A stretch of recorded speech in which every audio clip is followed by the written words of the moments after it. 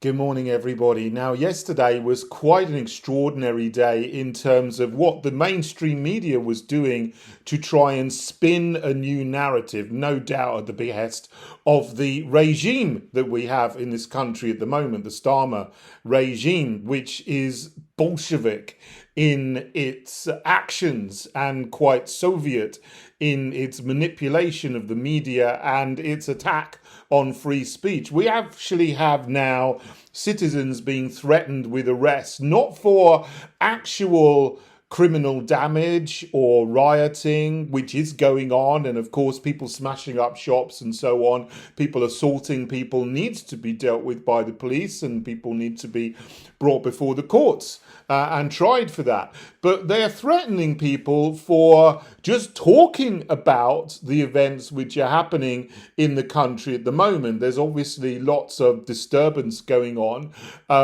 Most of the people who are protesting against migrant crime, a rise in violent crime, which is inextricably linked to mass migration, are doing so peacefully and have legitimate concerns about safety of people in this country. And of course, that was brought home to everybody with the horrible events that happened in Southport when the son of a Rwandan migrant killed three children with a knife. But they don't seem to be doing much about him at the moment. Yes, he's been arrested, but has he been charged with anything? We don't know. There were these scenes at Manchester Airport that happened a week beforehand where a police officer was kicked, and the whole media apparatus turned that into a racial event, saying that this was a white policeman kicking a Muslim, Pakistani, I imagine, by the look of him, migrant or someone entering the country because of a racist motivation. Then later on, we find out that there was this person who was on the ground being kicked by the police officer had violently attacked three police officers beforehand. I don't know, still don't know what happened to lead up to that situation, but nothing seems to have been done about that man in Manchester Airport. He's still awaiting charges, and yet the government is going ahead with accelerating justice, as they say, for anyone who's out on the streets or even people who are commenting on social media about things that are happening. Someone that is being reported as being arrested yesterday is Yorkshire Rose, who has an account on Twitter and is still in a police custody, and they're trying to find some way of charging her. But she hasn't been involved in any violent action at all. She's been reporting on what has been happening and posting things on social media. So we have a government here that's clamping down on free speech and is trying to suppress freedom of speech, freedom of assembly for people who are protesting against what I've set out as four completely legitimate demands on government policy. There's an end to mass migration. You deal with migrant crime, which is a problem in this country and has been for decades.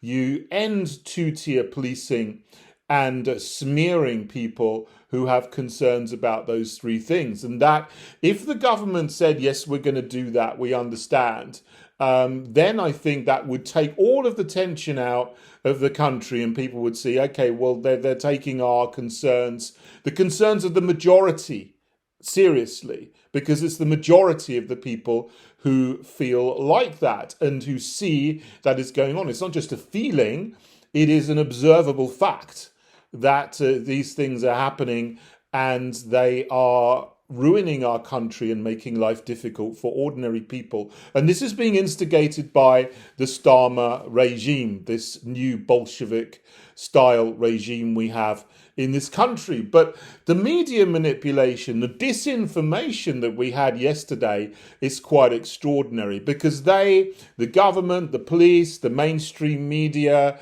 agents that speak on television shows and try to manipulate everyone's thoughts are continually putting out misinformation disinformation while accusing other people who are speaking the truth of doing that when actually it's them that are doing it. And yesterday we saw a story starting to appear that there were going to be 30 far-right riots planned. So they started off by saying protests, then it was riots, and then later on in the day there were 100 far-right riots planned in the evening. Now, anyone who's going to plan to do anything in the evening after dark is obviously ridiculously stupid, because that's when things go wrong, and that's when the police under cover of darkness come in with snatch squads and so on and start arresting people who are peaceful. You get accelerators and state agents in there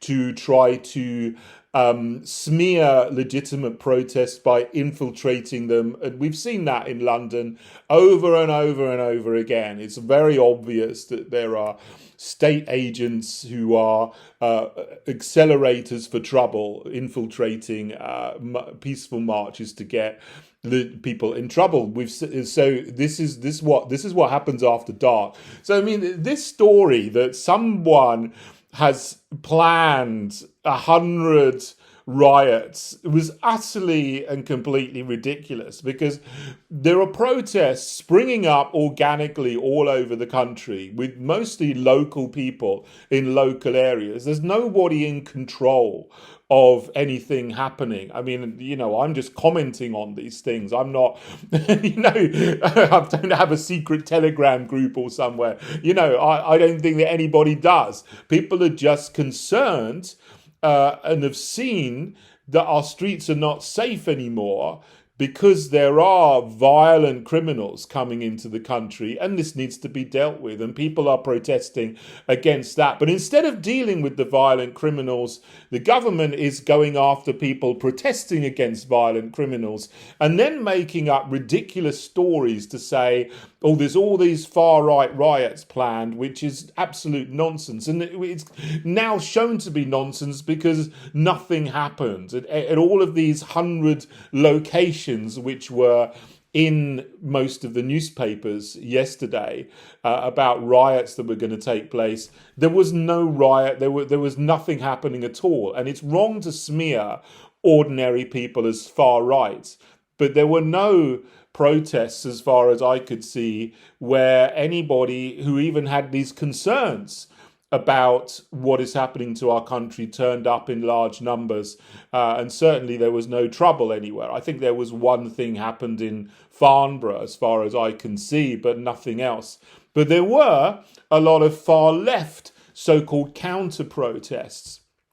But they weren't counter-protesting anything, because there were no protests where they were counter-protesting, because the idea that there were far-right protests was just a complete deception. And it looks like this has been made up in the Cobra meeting that Keir Starmer attended the day before, and the mainstream media have been parroting this line because they're doing what they're told. They're doing their job as agents of the state, creating a narrative, a story, a fallacy, a deception, in order to advance the narrative and manipulate people into thinking that something is going to happen or has happened or is happening when it's not.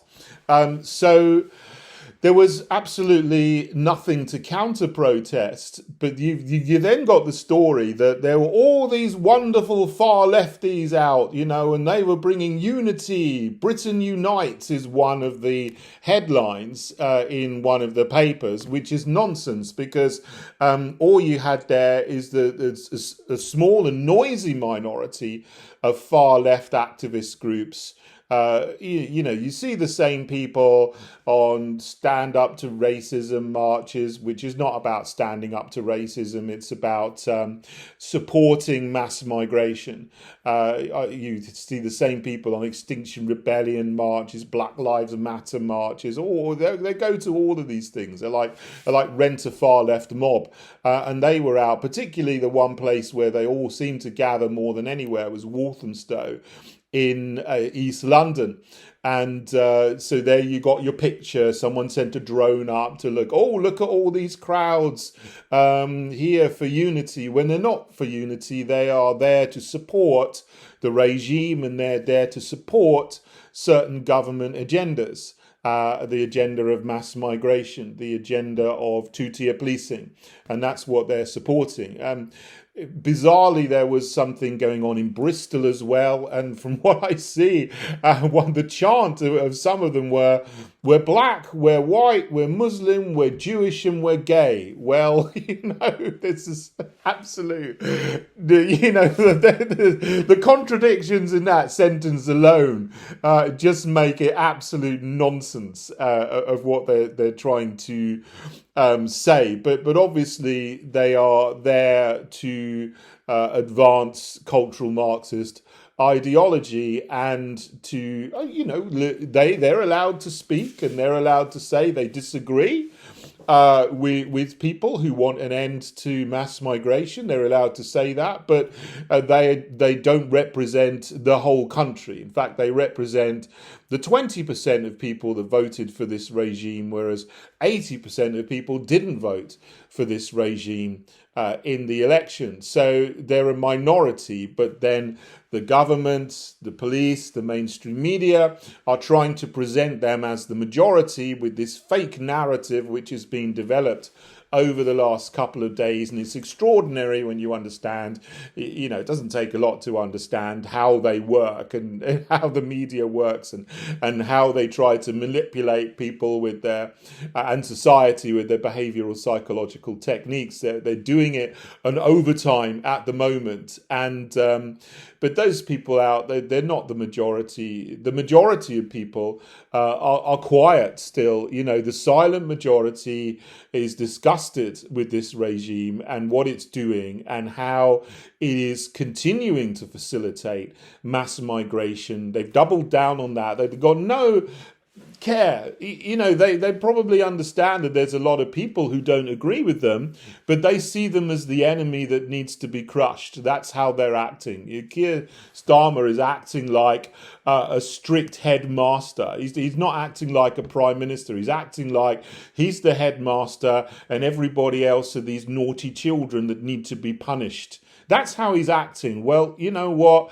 He's not going to get away with it, because people are completely disgusted with him and his regime in the country, and how he is trying to agitate against our fundamental and ancient freedoms: freedom of speech, freedom to protest, freedom to assemble, and using the apparatus of state to do this. And not just in this country, people around the world their eyes are on England at the moment, particularly on England. There is obviously some things happening in Northern Ireland as well.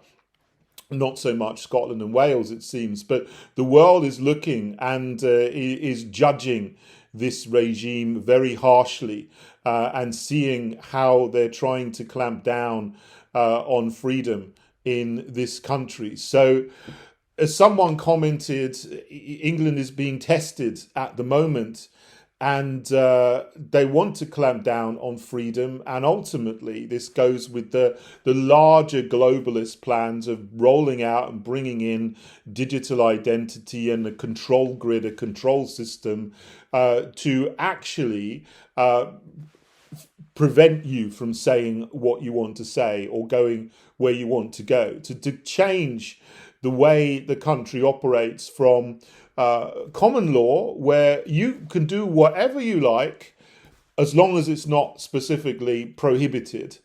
So you can say what you like, you can go where you like, you can assemble with who you like, you can associate with who you want. You don't need anyone's permission to do any of those things unless you are causing harm, injury or loss to another living man or living woman. That's how we understand our country has operated for centuries.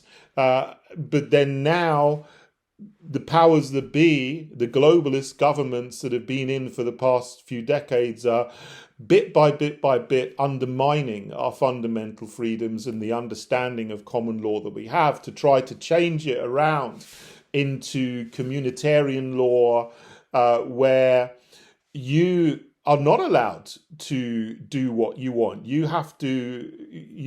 The assumption is that you need permission. You can only do what the government permits you to do. So everything is prohibited unless it is specifically permitted by the government, and the government will only permit you to do things if they deem that it does not harm certain special interest groups who are elevated to have a higher status than everybody else. So minority groups will be up here in terms of policing and justice, and the majority who don't follow the government's agenda are on a lower tier. This is what they're bringing in.